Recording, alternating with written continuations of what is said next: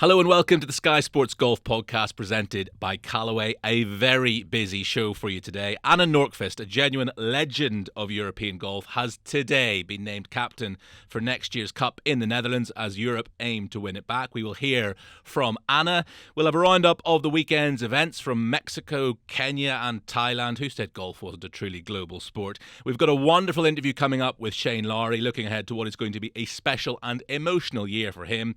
And Donald Trump, Yasser Al-Rumayyan, Jay Monahan and Tiger Woods all met at the White House last week. Are we within touching distance now of a resolution to the civil war which has torn the men's professional game apart? I'll have a special guest dropping in to chat about that and about a subject close to his heart. To discuss all that and more, we're 4 weeks into the new podcast now. We've had major champions, Ryder Cup heroes, recent tour winners, and today, a dame. The Dame, and she insists on being referred to by her title as well. Dame Laura Davies is with me. How are you doing, Damo?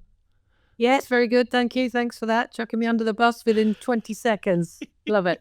You expect nothing less, right? Absolutely. Still in a high. We're not a football podcast, but still in a high after yesterday evening. Yes, brilliant. They played great. I mean, Man City had all the ball, but they never really had many chances. So, no, it was a really good performance. And long way to go. Everyone's saying it's Liverpool's. It's not Liverpool's yet. You're not organising the open top bus parade around the streets of Liverpool just yet, no? No, not at all. I mean, there's this professional sport. You never know what's coming around the corner. So injuries, couple of injuries, and you never know. So absolutely, all these other people could talk about us winning it, but a couple more wins, and then it'll start looking a bit more like it. Yeah, okay. This is what she's saying on camera anyway. I'm sure she's a bit more bullish off. We are going to start with the news that Anna Nordqvist will captain Europe at next year's Solheim Cup at Bernardus Golf Club in the Netherlands, ever present as a player for the last 9 Solheims, a winner on 5 of those occasions. She's also been vice-captain for the last 2, alongside Damo here. Let's hear now from the skipper. I spoke to her and began by asking her just how many split seconds it took for her to say yes when asked. Thank you. Yeah, it's obviously an extreme honor and so proud to get to be the captain. Being the playing vice captain the last couple of years on the Susan, I had a dream of becoming captain one day. I wasn't sure when the time was right. But I did meet the owner, Robert van der Wallen, and another guy, Gordon Michielsen, who is known since I was an amateur in the Netherlands a couple of years ago. And they had gotten the Solheim Cup to the Netherlands, and I heard about their visions and everything they wanted to do. And it kind of aligned with a lot of how I thought about this event. So I think already then, I knew I wanted to be part of Solheim Cup in one way or another. I didn't know if I was still going to be playing, but I'll be playing professional golf. I'm not retiring, but obviously accepting this role, so I'm gonna be captain. I'm not gonna be playing. So yeah, I mean, when you get asked, or I kind of put my name in, I said I was interested because I wanted to do this at a time in my career when I still be out there. I still know the players. I still know the coaches and the caddies and everyone, because I wanted to be approachable. So yeah, I mean, I think my life perspective has changed a little bit the last couple of years, and you just got to do things that you want to do, and life is short. And was playing my 10th one really going to make my life that big of a difference, or could I make a really big difference as a captain? So here we are. Well, you've preempted one of my next questions, because I was going to say, has the Solheim Cup just got so big now that being a playing captain just isn't possible? I mean, would you entertain at all the idea of playing as a captain? No, I mean, obviously I thought about there's a chance that I could automatically qualify if I have 2 good years on tour, but kind of put myself in this position because I want to do a good job. And as a playing vice captains, you kind of already taking a bit of hit, and I know there's just so many things you got to be doing, and I'm kind of content with having played in 9. I'm extremely proud of that part of my career, and I like to do a good job, and I think I'm needed in this role. Having been a playing vice captain twice under Suzanne, have you looked at her and sort of, do you have a fair idea, you think, of what the role entails, or do you think it is going to be, again, a whole new experience? Yeah, I think being like a vice captain, I think makes you appreciate like all the hard work that goes into it. It's so easy, like as a player showing up on Sunday night or the Monday morning or the weekend.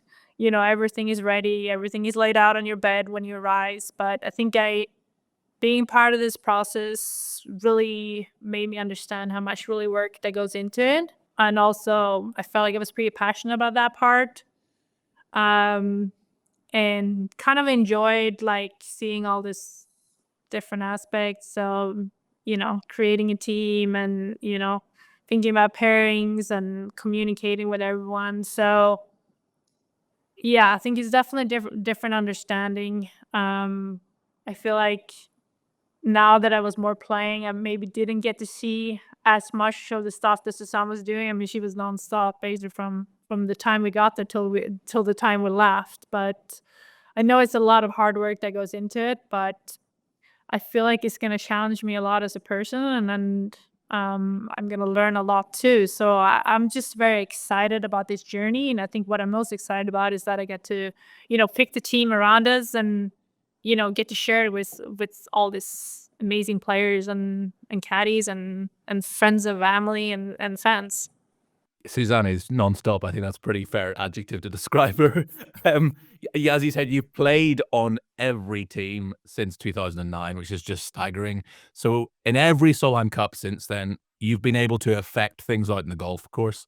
What do you think you're going to be like when all you've got is a walkie-talkie and you can't go out there and hit any of the shots? You're relying on them. What do you think it's going to be like for you to have to relinquish that control?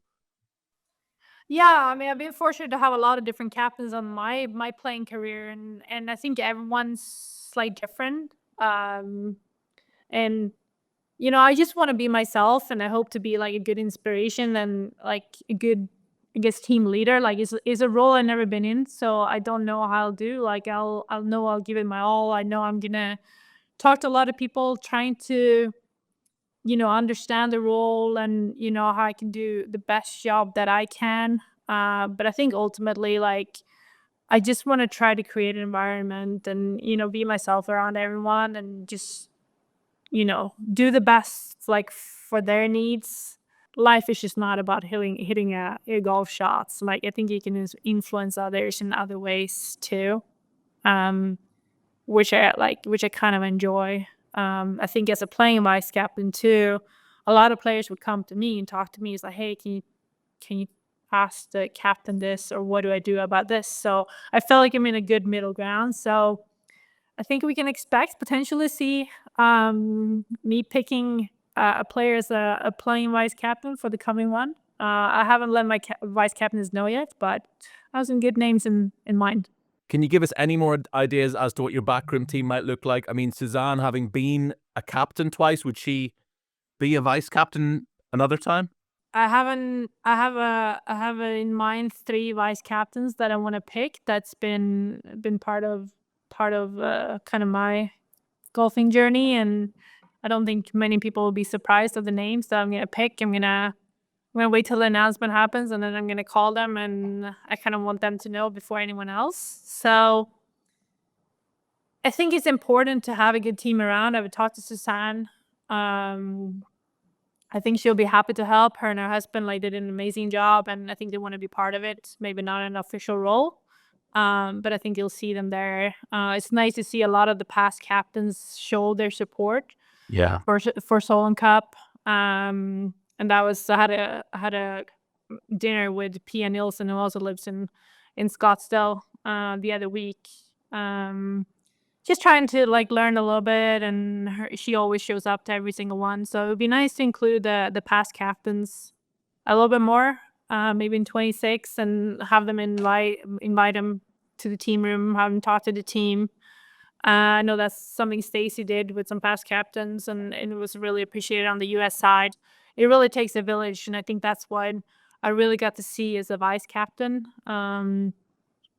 And how the response is, how many people offer their help and support in any way they can. So I think just being part of a team, trying to do the best for us to show up and for the girls to be confident and play their best golf. There might be 12 players on the team, but there's just so many more important roles and more important people. And I think seeing it from all different like perspective, I feel like you can enjoy it. Like it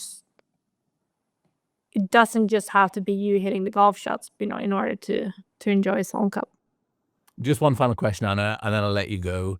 I mean, I know how much the Solheim Cup means to you. I'm not ashamed to admit it to listeners that when I interviewed you at the end of the last Solheim Cup, you made me cry live on national television, which was fantastic because I saw how much it meant to you.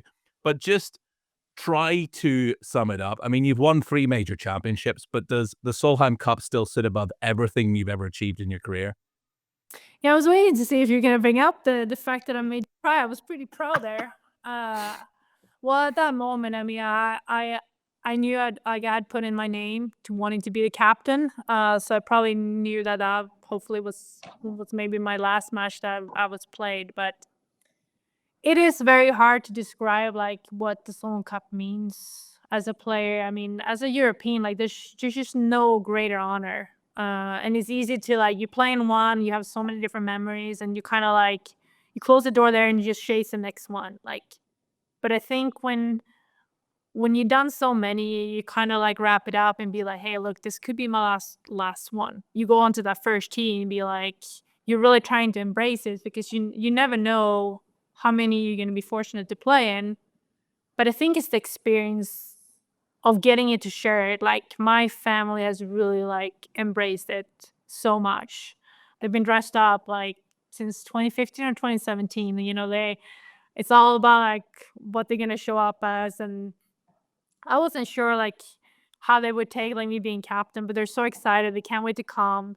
My brother couldn't sleep a couple weeks ago because he was like he was planning like the next outfit and then we're gonna wear it because I guess they threw away the bananas after DC because it was pretty hot and humid. So I'm not sure how good those bananas smelled, but you might win majors, you might win things in your career, but I think the moments you cherish the most is the ones you get to share with loved ones. But I think that's why Solheim Cup means so much to me.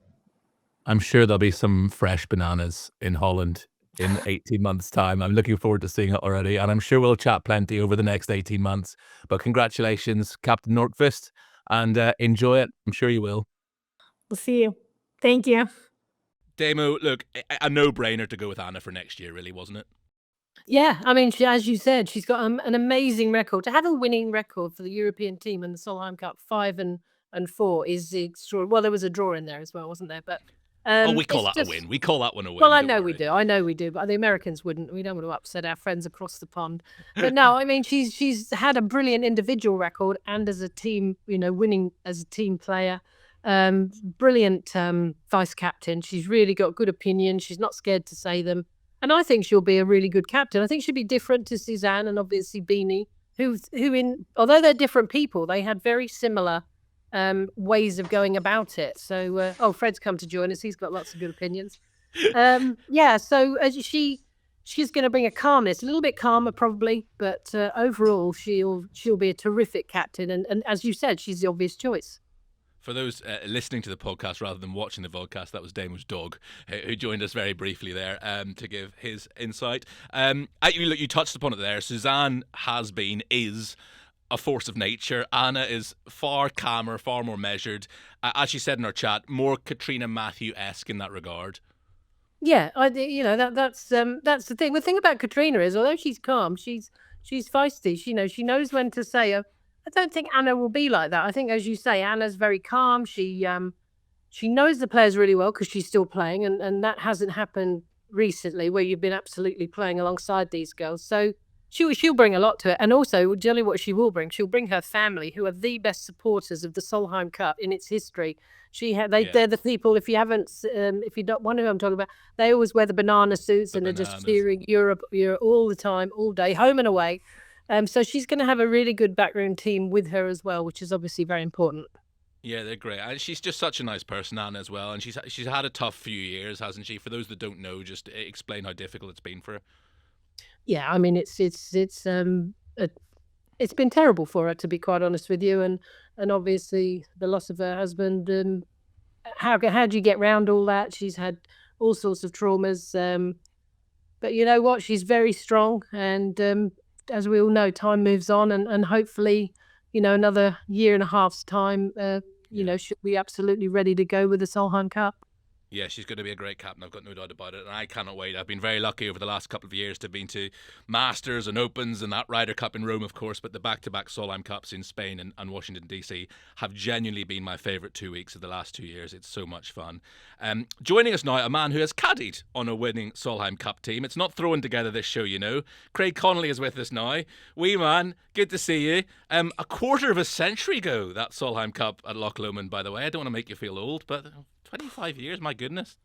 Incredible. Just listen to Laura Davies tell the stories of Solheim's gone past. I mean, it was my first real big tournament. I think I've been caddying for 4 years. And when I say caddy, it's probably I wasn't really a caddy until I caddied in that golf tournament. And it was amazing. A memory will live with me forever because it really was incredible. We were down and out, Laura, until that rain delay, and I think it was Katrine Nilsmark that got you all around the putting green and fired you all up, and incredible scenes at the end. Yeah, she did. I mean, that was it. Katrine obviously wasn't the captain, but she was the one that still saw a glimmer of hope. The rest of us were a bit down and, it didn't look good and amazing. And obviously she went on to be a captain, Solheim Cup captain as well. But yeah, maybe if she hadn't had that rallying cry, it wouldn't have worked out our way. But most certainly she came up to the plate for us. Yeah, and you've caddied on a few winning Ryder Cup teams too, man. We're going to get into that a bit later. But first of all, look, we discuss it all on this podcast. Trump and Tiger meeting at the White House to shape the very future at the very top of the professional game. But far closer to home, there are issues which affect us golfers on a day-to-day basis as well. And that's why you're with us today, man, to chat about just that. So tell us a bit more.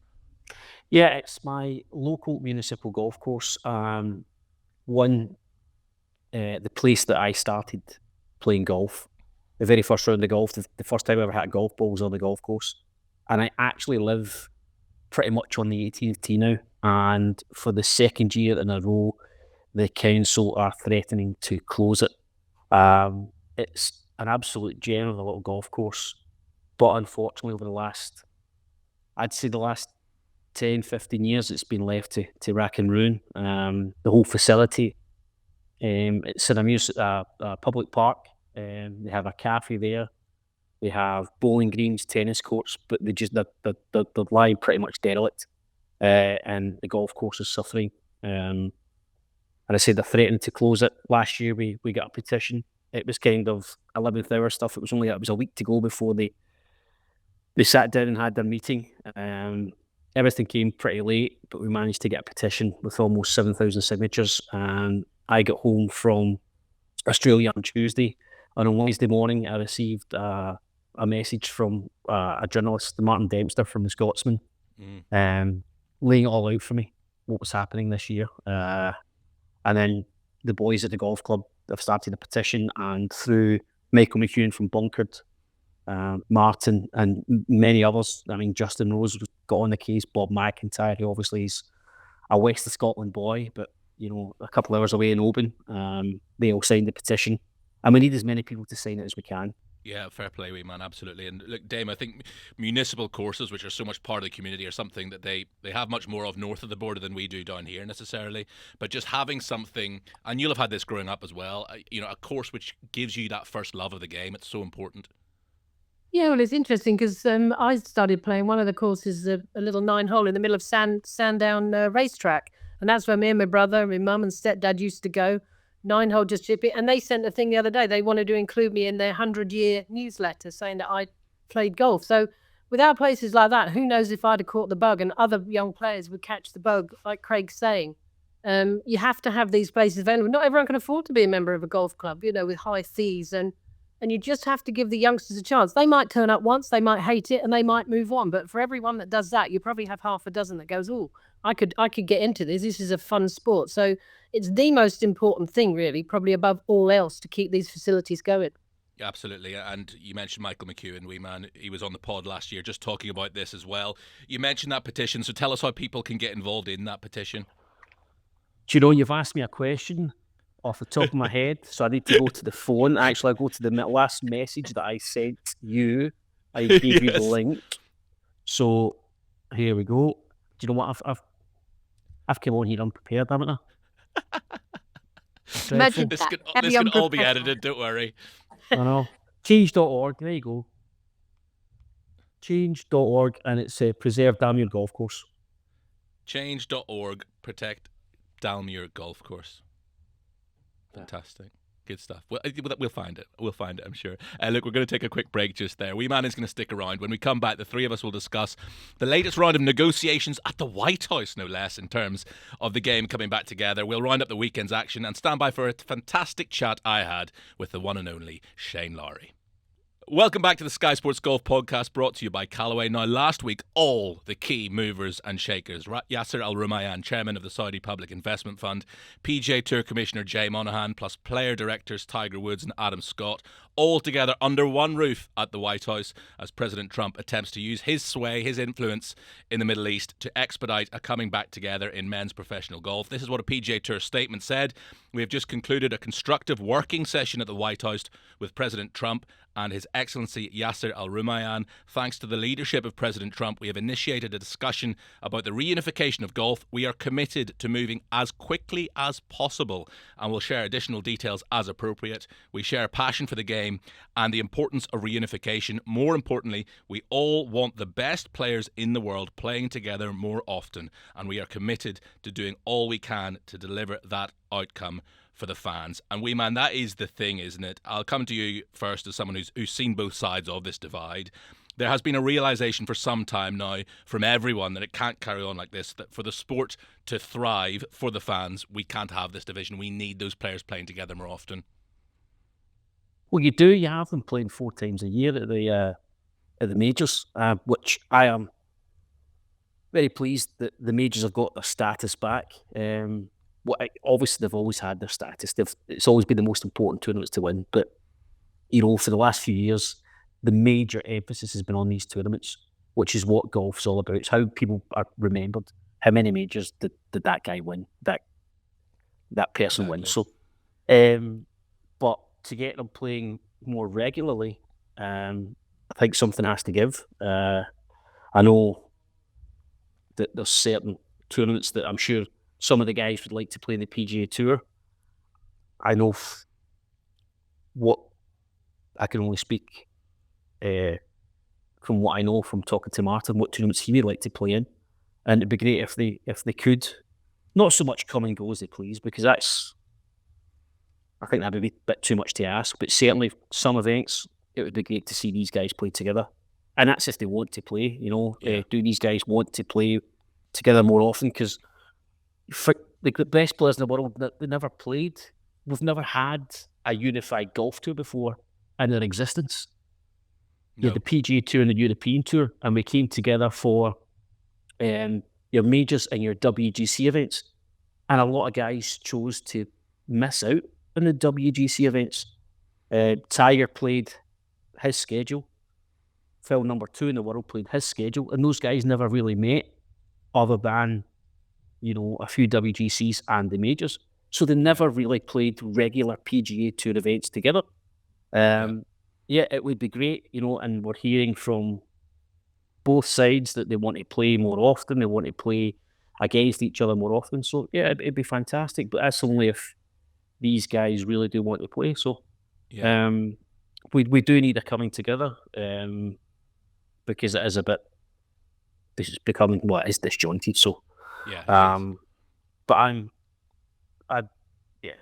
happy where I'm at as well, and with with how things are going on. Liv, Laura, absolutely, mate. I tell you, everyone to their own. It's a different world. Live Golf. Obviously, I know you, and I know a few of the other boys that are there, and having a great time. And why not? So, but it's not great for the fans sometimes. No, and Damon, look, we had Paul McGinley on last week, and he said, look, I know I'm speaking against what I enjoyed as a player, but the game has changed, golf has changed, sport in general has changed, people's attention spans have changed, and one thing Liv maybe has got right is contracting these players. Every week that all those players are going to be in that field, and maybe that is the future for golf going forward, that these guys are now tied down to, look, you have to play here, you have to play there, and then sponsors know who they're getting, fans know who they're getting, etc., etc.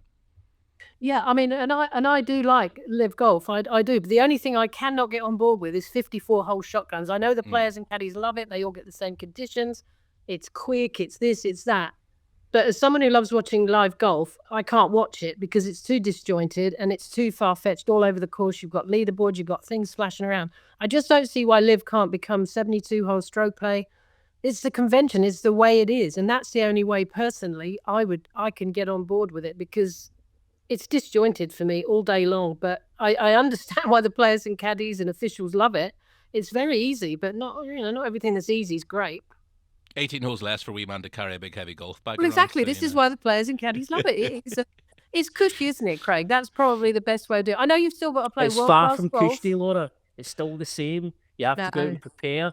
It's just like any other tournament. It's You give it 54 100%. holes. There's no cut. It's good money. I know, it's 9-hole just pro-ams as top, well. It's not top-level sport for me. That's, I suppose, my problem. I consider it top-level sport. I really don't, because there's got to be some jeopardy. There's no jeopardy. Damon, I think the important thing is that I think for a long time, the players have had too much power, certainly in the PGA Tour side of things, and the likes of, Jordan Spieth, Patrick Cantlay, Tiger Woods, who are on the PGA Tour board, they don't want to play outside the States. They've had this cushy life. We're going to play inside the States. No, we don't want to travel the world. Maybe it's come to the point where somebody tells them, no, you do have to go. You have to go and play the Scottish Open. You have to go and play the Irish Open, once in the Middle East, once in Australia, etc., and genuinely take the game around the world. I think the LPGA had a great thing when I carried out there, where you had to play an event once every 3 years, Laura. Yeah, no, and it worked really well because, let's face it, some of the tournaments, not on the golf course, maybe the player likes, not the prize money might not be there. Yeah. But every 3 years you had to turn up and they were guaranteed that they were going to have the best players in the world playing in their events.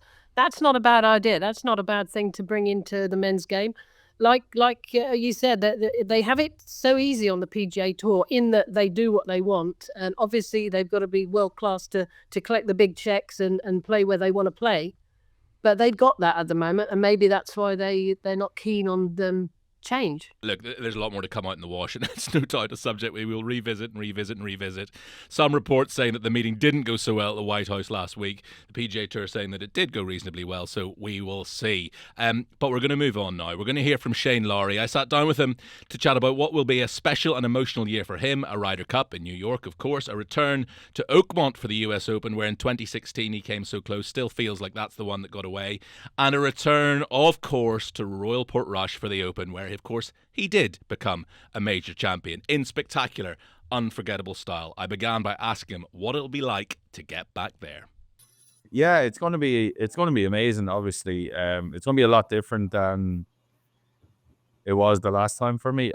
Clearly, I felt the last time it was like all about Rory and GMAC and Clarkey, going up to Portrush, and the boys obviously have a long history up there, and but this time, obviously, there's going to be a little bit more about me and what I did the last time. And I'll probably have a lot more stuff to deal with, than I would normally going into an Open Championship. So, but yeah, I think I'll try and take it all in my stride and try and enjoy it as much as I can. I think it's amazing that the tournament's going back to Portrush so quickly.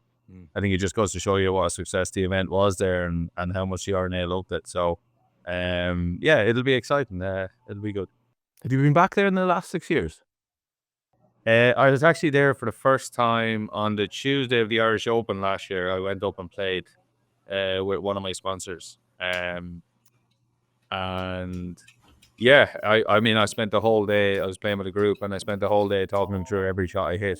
I had to apologize a few times, but yeah, I don't get, obviously, look, I don't get back to Ireland as much as I'd like, and I don't get the chance to go up to Portrush. I live in Dublin. It's a decent drive up there, so when I'm at home, I don't really get that opportunity. But I am going to try and get up a few times before the Open this year. I'll certainly make that, because I know, like, the week of the tournament, practice rounds are probably going to be a little bit hectic. So before the tournament, I'm definitely going to try and get up there a few times. Is it possible to describe just how life changed forever on July the 21st, 2019? I don't know. I feel like life, yes, it changed, but I feel like I sort of took it in my stride. To go from being a non-major champion to I would have sort of felt myself that I, sort of could have could win a major, and that's what I was kind of gearing towards, and that's what I wanted to do. But if you were to ask a lot of people in the world of golf, they mightn't have mentioned my name other than maybe at the Open Championship the odd time. So to go from that to you're an Open champion and you're an Open champion forevermore, and you've got a claret jug in your house, that's I think as the years go on, I think it'll mean even more to me. But when it happens, you become so busy and so engrossed in life and golf and what you want to do next that you very rarely take a step back to kind of reflect on what actually happened and how much it has changed. But I feel like I go home, I'm the same person. I have my family, obviously, and life is obviously busy that way. And when I get out on tour, do people look at you maybe a little bit different? Probably, but Yeah. I feel like I've taken it in my stride, but it's changed. Mostly, 99% of the change is all for good. There's only good things come with winning major championships, so yeah. Yeah. I'm sure in years to come, maybe 3 million Irishmen will claim that they drove up to the North Coast that Sunday to witness it. But I mean, I'll never forget those scenes. So for you, that must just been incredible. Just seeing the amount of tricolours and the amount of off-lead jerseys and everything.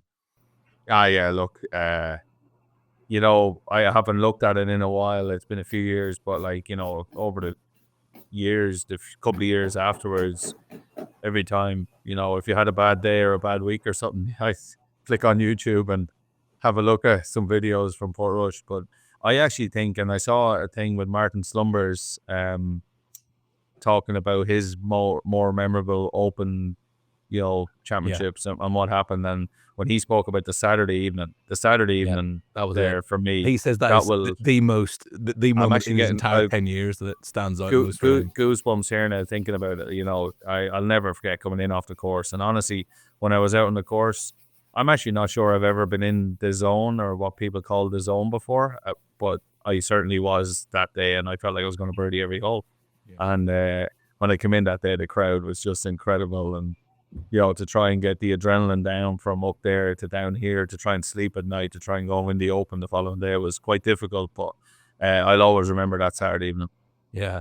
And I know there's still a part of you that maybe feels you should have been a major champion 3 years prior to that Open. And by quirk of fate, we happen to be going to Oakmont this year as well. Yeah. So the US Open must be circled in red in the calendar as well. Yeah. 3 out of 4 major venues this year I love. I don't even have a love-hate for Quail Hollow. I have just a pure hatred for it. So I've never had a good result. That's right, because Rory's going to win that one anyway. Rory loves exactly, that place. Yeah. It's fine. Well, hopefully. But I think, going back to Oakmont, it's a course that, I felt like I should have won the US Open that year. But I learned a lot from that, and I felt like I used that at Portrush. So would I give that one? Would I give Portrush up for that? No, absolutely not. But I feel like maybe I should have too. But going back there is going to be good. I haven't been back there since 2016. I feel like my game's changed a lot, for the better since then. And I do feel like going to US Open venues that I feel, especially traditional US Open venues, I feel like I do have a chance. And that'll be certainly a tournament that if I go there with a little bit of confidence, feeling my game's okay, that, you never know what could happen that week. You say you maybe feel like you should have 2. You maybe feel like you should have a couple more, because you have now become a serial contender in major championships, inches away from the first ever 61 at the PGA Championship last year, leading the Open after 36 holes last year. And I know those near misses will hurt, but you must arrive at every major now, maybe apart from Quail Hollow in a couple of months' time, but you must arrive at every major thinking, there's no reason why I can't be lifting that trophy on Sunday night.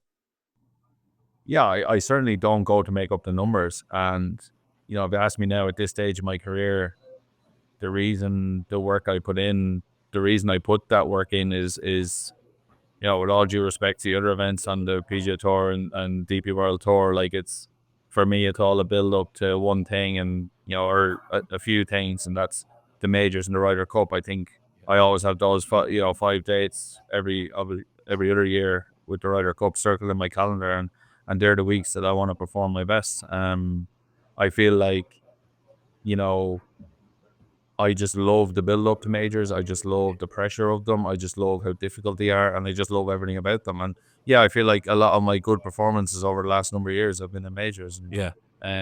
you know, I'm That's a I wouldn't mentality be thing, right? Because some players shrink when the pressure's that intense, and it seems to bring out the best in you.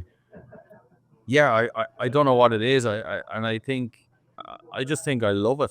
You know, I always say my two favorite weeks of the year are actually not even tournaments. They're the week before the Masters and the week before the Open, because I love the build up. I love getting up every day and going doing the right things and getting practicing and getting ready for these tournaments. And yeah, I just, you know, I'm very fortunate I have one, that I've got a claret jug in my house, and I'd love, you know, I'd love to win one more. But, you know, if I was to win one more, I'm sure I'm going to be greedy and want one more after that as well. So, you know, as a golfer, you're never happy. So, I think, yeah, I love the type of golf as well. You know, I think if you look historically, I've never been one that, you know, when 25 under wins, I've never been one to contend really. Whereas, you know, when 8 or 9 under wins and the going gets tough, that's when historically I'm at my best. So, Yeah. yeah. Look, we've been speaking about near misses, and speaking of near misses, a few weeks ago now at Pebble, it was a runner-up finish to Rory. Can you describe what it's like trying to go toe-to-toe with someone who's just playing godlike golf for 9 holes and also just happens to be your best pal as well? Yeah, it's hard because, like I say it, and I don't, I kind of conscious about, I don't say it in a negative way about my own game, but I think when someone like Rory rocks up with his A game, he's impossible to beat. You know, and I do think he was very close that day. He played unbelievable golf. He had the ball in a string off the tee, and, you know, he just did everything right. He holds on great putts at the right time. I think if anything, I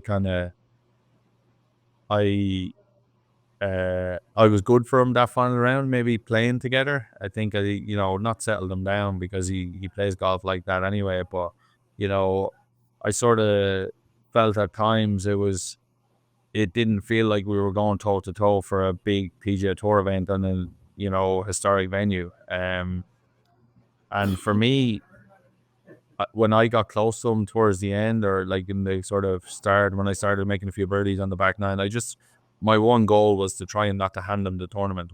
My one goal was to try and make him win the tournament. And I feel like I kind of did that. I know he won by a couple in the end, and, you know, it kind of, he could do what he wanted down the last hole. But, you know, I feel like even up until that putt on 17, I feel like I sort of thought if I hold that putt on 17 and I hit a good drive down 18, that I was going to make him hit driver. But he probably would have hit it 350 yards and missed the fairway anyway.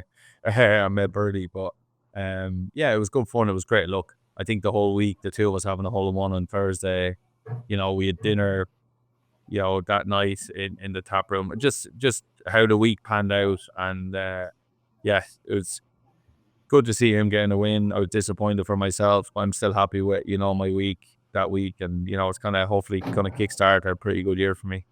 You just touched upon your hole-in-one at Pebble Beach.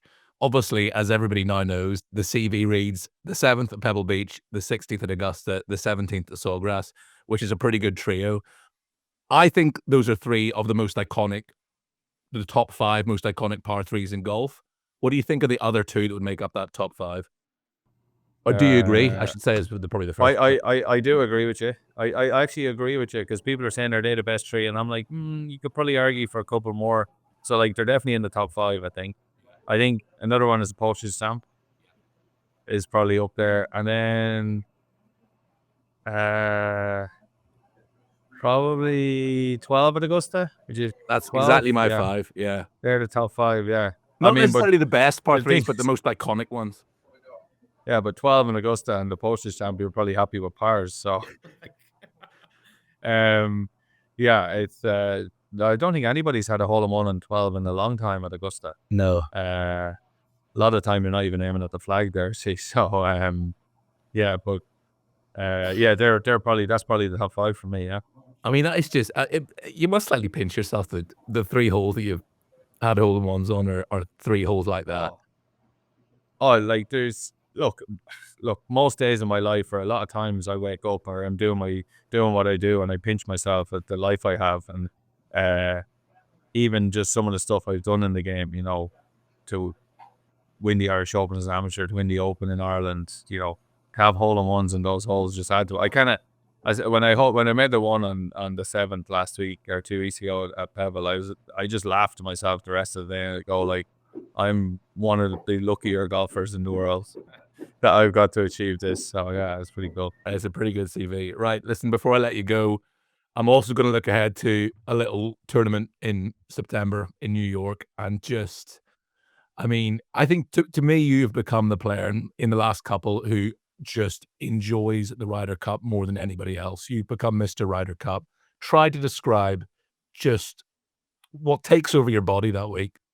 First of all, it's like the most incredible week as a golfer, because we're so used to the grind of like week in, week out on the PGA Tour, DP World Tour, where you're, on your own, you're trying to shoot the score yourself. Things don't go well, you're letting yourself down, or, things go well, you're kind of just with yourself. It's not really, obviously you're with caddie and maybe your team around, but, you get to that week, and even the build up, and I think what Luke has done, he's made it a team, and even before the last one, the practice trip, and us all hanging out together at Wentworth and Ireland, and just the enjoyment of the whole week is just incredible. Like the Whistling Straits, we got absolutely hammered, and it was one of the best weeks of my career. And then obviously you go to Italy, and we did what we did there, and that was incredible. That was like, I would say, probably the best week. Like I would say it was more enjoyable than my week in Portrush, because I feel like you're able to enjoy it more.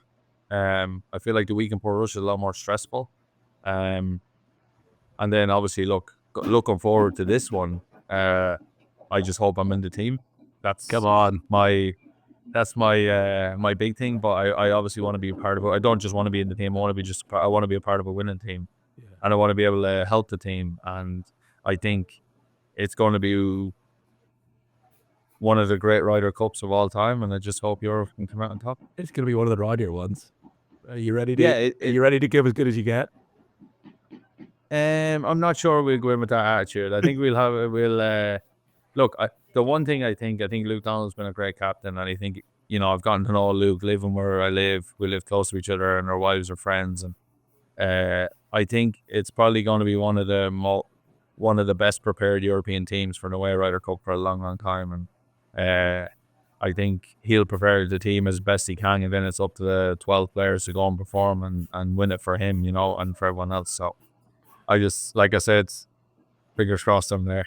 I'm going to give a shout out to your good pal, Johnny Kennedy, who owns 2 Irish pubs in Manhattan, and is saying that he's going to get as many expats along to Bethpage as possible for that week. So we've got a lot of European expats, European history in New York. I think we need to get as many Europeans out to Bethpage as long as we can. I think I've been saying that, for the past couple of years. I'm like, let's get as many people out there as we can, and get as much support on our side as we can. Great to chat to Shane as always. One of the game's good guys. And wee man, you were saying that you caddied for Brandon Grace and played the first 2 rounds alongside Shane at that Open at Portrush. I think that Open, look, I'm biased as a Northern Irishman, but that Open was the most special one for me to cover. I remember my son was born just a few months before that in May, and we decided to go. We didn't know what to do. Jane was off, and we decided to pack up the car and take a little road trip around Ireland. And I thought, well, why don't I go and give Portrush a little recce before the tournament? And I was blown away when I stepped on it. I couldn't believe it. Never been to Portrush or to the northwest coast, and it was stunning, absolutely stunning. And then come the tournament, we're paired with Shane, and I can't remember what he shot the first round, but the second round I think he shot maybe, I'm guessing here, about 6 under, and he played fantastic in pretty poor conditions as well. He just blew the field away. Yeah, and on the Saturday in particular, Shane was just saying there is the day that will live long in the memory. Look, obviously we chatted to Shane about the Ryder Cup as well. Shane playing nicely at the moment, wins for Rory, Ludwig, Tom Dietrich, Sepp Straka, Tommy playing consistently excellent golf. Wee man, you've obviously seen the likes of Tyrrell and John up close recently as well. For a while last night, it looked like we might have a fifth European winner in the space of 6 weeks in the PGA Tour. Wasn't quite to be in the end for Aaron Rai. But Laura, at the moment, and we stress it's only February, but at the moment things are looking very nice for European golf. Yeah, they're all. Well, I say they're all. I mean, we don't 100% know the team yet, but the ones we imagine, and we've all written down what we think the team's going to be, and they're all playing really well. It's going to be the most difficult Ryder Cup, I think, just purely because of the galleries in New York. We know what they can be like, especially if things start going European way early. It won't quieten them down. Normally, you can quieten a home crowd down with good golf, good results, but a New York crowd's just that little bit different, and it could get where they need to. They just need to try and block it out. It'll be virtually impossible to do that. But certainly the only way you can do it is with great golf, and that's what we're seeing at the moment. I wish we were in sort of August sort of time. But once you're on a good roll as a player, you very lose it in that period of time. So I'd expect them just to get gradually better as the year goes on. Trouble is, so will the Americans. I mean, we know how strong they're going to be. We know what a top team that's going to be. Wee man, just as Laura said there, Bethpage is going to be a bear pit. I mean, I think Medina was pretty noisy for the first 2 days. Funny enough, it went quiet on the Sunday at Medina. But you were at Hazeltine as well 4 years later. And for me, that is still the one where that got pretty nasty at Hazeltine, didn't it, in 2016? What's Bethpage going to be like? The tenfold New Yorkers. They're absolutely mental. You'll carry the US Open on a PGA. They're just... They're sports staffed, and they're just, we get pulled up for our tribalism when it comes to football, but they're just bonkers. But you're hearing that there's going to be $800, $900, $1,000 a ticket, so I don't know if that's going to make a difference, but it's going to be absolutely brutal. Listen, we're going to let you go now. Best of luck with everything Dalmuir related. He didn't have the link for the petition, but we'll put it in the podcast notes. Don't worry. Change.org. Dalmuir, save Dalmuir. We'll get there.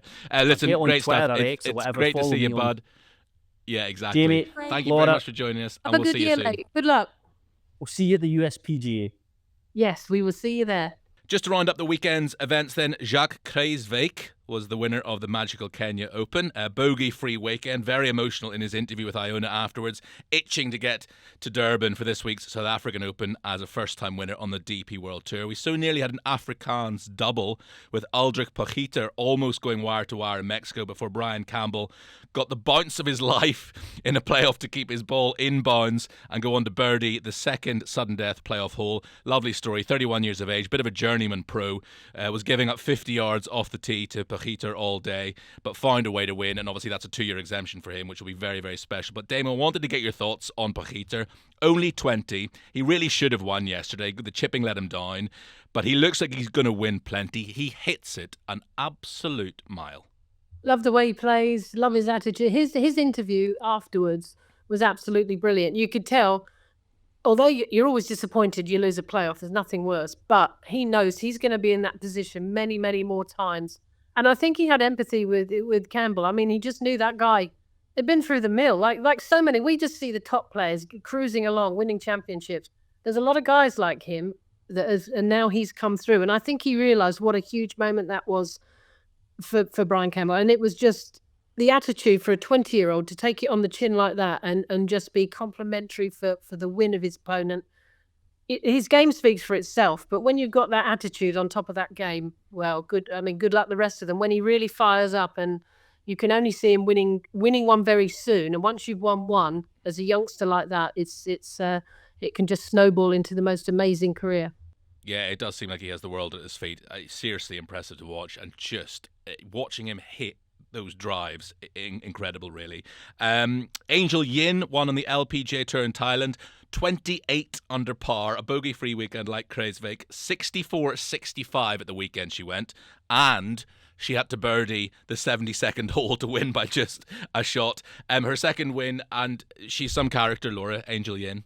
Yeah, lovely girl. A little bit crazy, I've played with her, alongside her and against her, and she's just one of those people. She's infectious. She's full of life, good character. And actually, I'm really surprised that's only her second win, because she's got all the talent in the world.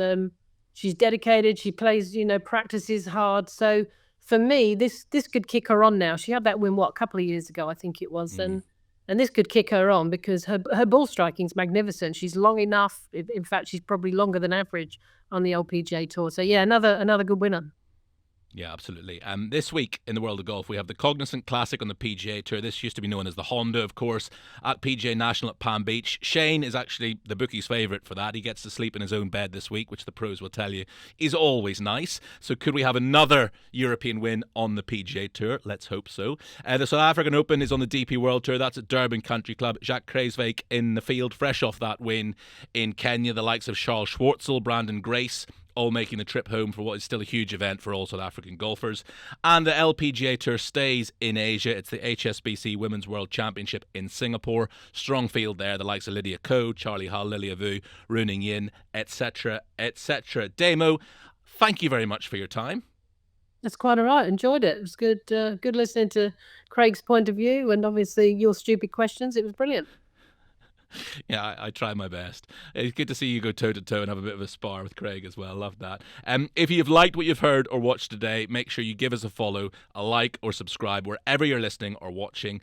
Thank you again to Callaway for sponsoring the podcast, and thank you again for your time. A busy old show today, but lots of fun, and I do hope you join us again this time next week.